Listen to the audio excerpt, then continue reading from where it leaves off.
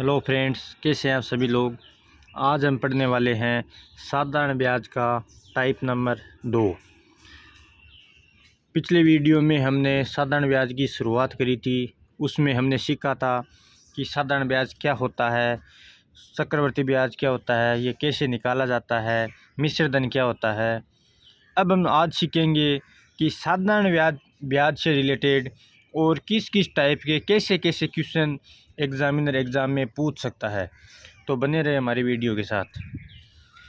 आज का हमारा सवाल है कि 425 रुपये की राशि किस दर से 3 वर्ष में 476 हो जाएगी। तो सबसे पहले क्या है, 425 रुपये की राशि, तो मूलधन कितना आ गया, पी आ गया 425। किस दर से, आर में क्या करनी है, याद करनी है। 3 वर्ष में मतलब समय कितना हो गया, 3 वर्ष से 476 हो जाएगी। तो मिश्र धन कितना है, 476। जब भी हमें सवाल में मिश्र धन और मूलधन दोनों दिए हुए होते हैं तो सबसे पहले हमारा क्या काम होता है, साधारण ब्याज ज्ञात करते हैं। साधारण ब्याज कैसे ज्ञात करते हैं, मिश्र धन में से मूलधन को घटाते ही साधारण ब्याज आ जाएगा। मिश्र धन कितना है, 476। मूलधन कितना है, 425। कितना आएगा ब्याज, 51 रुपये। अब एक चीज़ देखो, हम यहाँ थोड़ा सा कुछ अलग सीखने वाले हैं।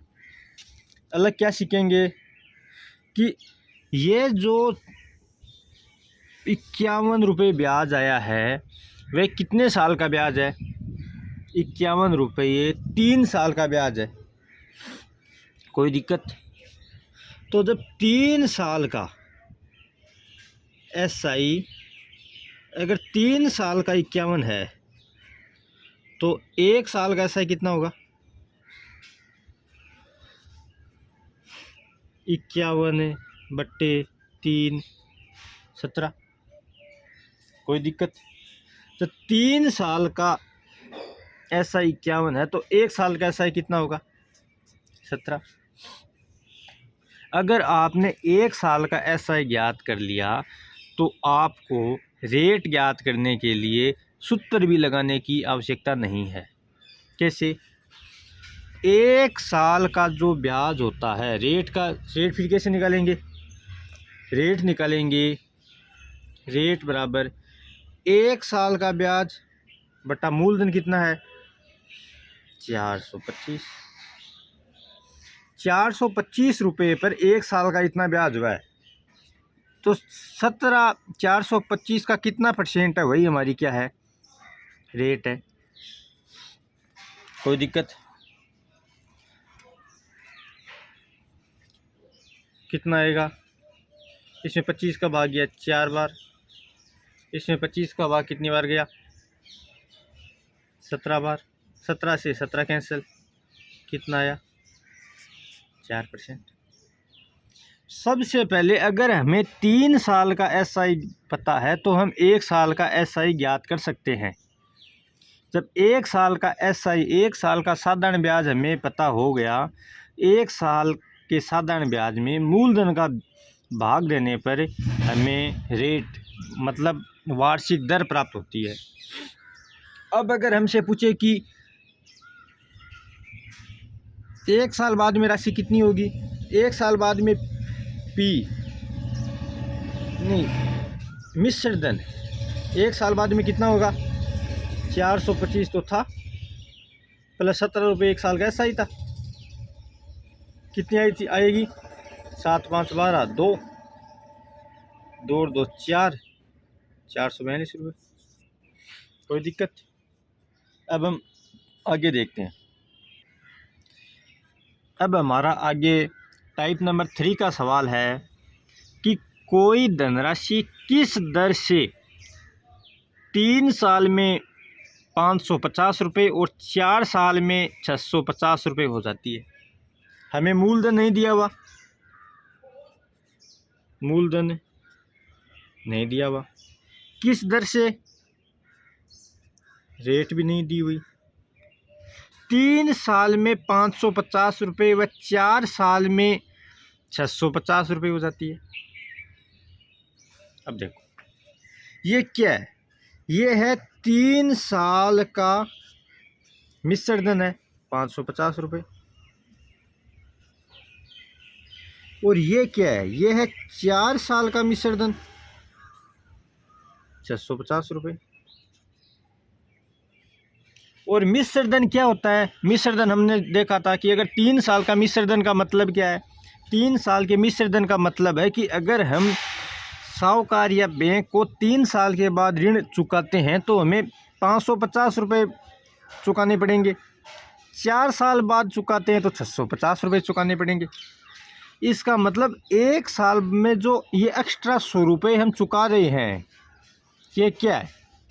ये 1 साल का ब्याज है। 1 साल में हमारा ब्याज 100 रुपये बढ़ा, तभी तो हम 1 साल बाद में 100 रुपये ज़्यादा चुका रहे हैं। इसका मतलब है 1 साल में एसआई कितना ले रही है हमसे बैंक? 1 साल में बैंक हमसे एसआई कितना ले रही है?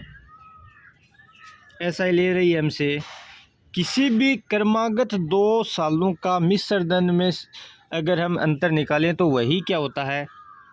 हमारा एसआई होता है। जैसे M4 चौथे साल का मिश्र धन और तीसरे साल का मिश्र धन। चौथे साल का मिश्र धन है 650, 550 बराबर 100।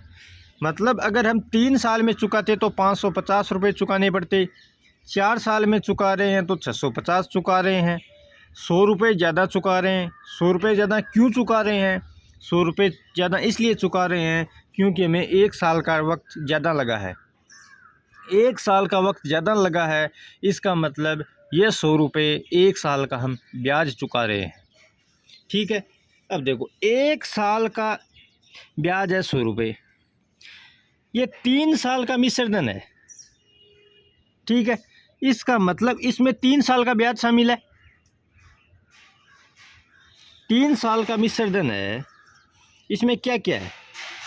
3 साल के मिश्र धन में एक तो मूलधन है प्लस एसआई है।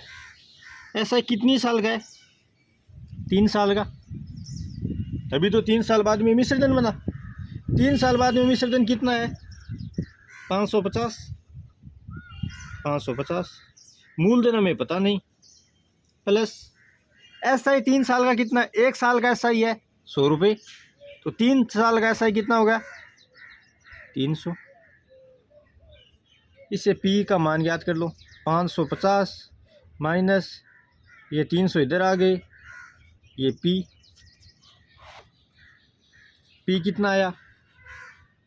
250 रुपये। कोई दिक्कत? अब देखो पी हमारे पास 250 रुपये आ गया। हमने क्या देखा था? हमने देखा था कि रेट फिर कैसे ज्ञात करते हैं? रेट में 1 साल का एसआई और मूलधन गुणा 100। रटने की जरूरत नहीं है इसे। 1 साल का एसआई कितना होता है? हमने अभी भी देखा था 1 साल का एसआई। 1 साल का एसआई देखा था हमने 100 रुपये, तो 1 साल का एसआई कितना हो गया? 100। मूलधन कितना आया? 250। 250 गुणा 100। 25 का भाग गया 4 बार, 25 का भाग गया 10 बार, 1 शून्य से 1 शून्य। रेट कितनी आ गई? रेट आ गई 40%। कोई दिक्कत? क्या किया हमने इस सवाल में? सबसे पहले हमने इस सवाल में ये देखा कि 3 साल का मिश्र धन 550 रुपये है, 4 साल का मिश्र धन 650 रुपये है, तो 100 रुपये ज़्यादा है चौथे साल के मिश्र धन में। तो मूलधन तो इसमें भी है और इसमें भी है। ये 100 रुपये ज़्यादा क्यों आए? 100 रुपये ज़्यादा इसलिए आए कि हमें 1 साल का वक्त ज़्यादा लगा है। इसका मतलब 1 साल का एसआई 100 रुपये है। ऐसा ही कैसे निकालेंगे? 4 साल के मिश्र धन में से 3 साल का मिश्र धन घटा देंगे। 650 माइनस 550 100 रुपये। 3 साल के मिश्र धन में क्या क्या होता है हमें सीधा सा पता है। अगर 3 साल बाद में हम किसी का पैसा चुकाएंगे तो उसके मूलधन तो उसके सगे पैसे जो हमने उधार लिए वो तो चुकाने हैं और 3 साल का ब्याज और चुकाते हैं। तो 3 साल के बाद में कितना पैसा चुका रहे हैं हम? 550 रुपये। मूलधन हमें पता नहीं, 3 साल का ब्याज है 300 रुपये, मूलधन आ गया 250 रुपये। फिर हमें रेट का पता है कि हमें 1 साल का ऐसा ही पता होना चाहिए और मूलधन पता होना चाहिए। मतलब 250 रुपये उधार लिए थे, 1 साल में हम 100 रुपये ब्याज दे रहे हैं, गुणा 100 बराबर 40%। कोई दिक्कत? आई होप आपको मेरा तरीका पसंद आया होगा। कैसा लगा मेरा तरीका आपको कमेंट बॉक्स में ज़रूर बताएं।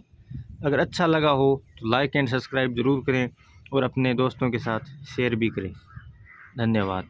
Thank you.